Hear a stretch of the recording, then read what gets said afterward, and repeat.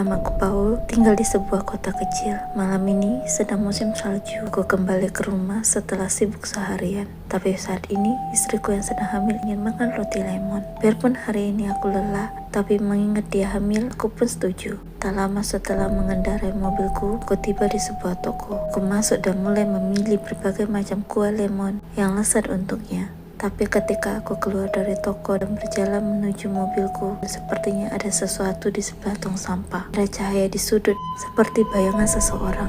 Aku berjalan mendekati untuk melihat lebih jelas. Sepertinya ada bayangan seorang wanita. Tiba-tiba dia berbalik dengan senyumnya yang aneh. Ada hal yang aneh dengannya, seperti lengan yang patah, yang tampaknya telah membusuk. Tiba-tiba dia melompat ke arahku. Aku ketakutan dan berlari kembali ke toko. Mengunci pintu, berteriak ke temanku untuk memanggil polisi. Temanku bertanya apa yang terjadi, tetapi aku tidak menjawab. Wanita itu masih di luar, berjalan sambil tersenyum, dan terus menatap ke arahku. Aku berteriak ke temanku, wanita itu ada di luar. Look, there's a girl out there who's trying to kill Dan me. anehnya, temanku berkata kalau dia tidak melihat seorang pun di luar.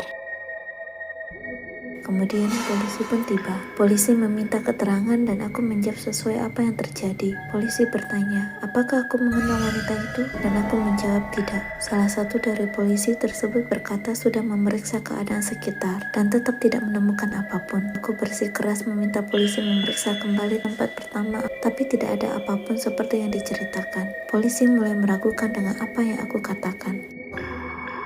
Aku pun pulang ke rumah. Sesampainya di rumah, istriku bertanya, kemana aku pergi? Kemudian aku pun menceritakan apa yang terjadi.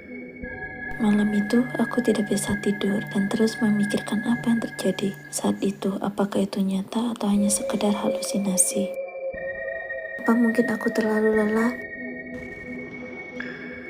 Tapi itu benar-benar serasa nyata. Hanya saja aku tidak bisa membuktikannya. Keesokan harinya, aku berangkat kerja seperti biasa, tetapi kantong celanaku robek.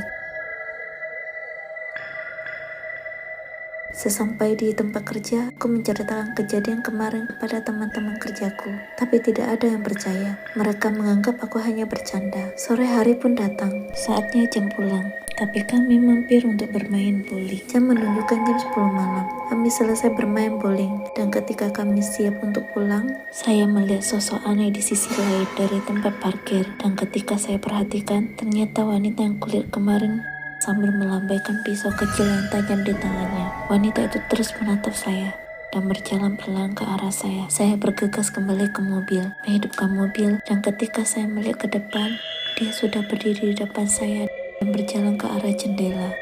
Dan kemudian dengan suara berbisik rendah, dia berkata, biarkan aku masuk. Aku segera menginjak pedal gas dan pergi dari situ secepatnya. Tidak begitu lama, akhirnya sampai di rumah. Aku pun mencoba menenangkan diri dengan tidur. Aku terbangun dan melihat wanita itu di kamarku.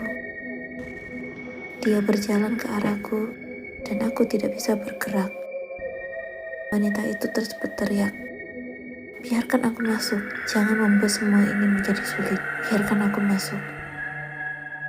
Anehnya istriku tetap tidur nyenyak seakan tidak mendengar apapun.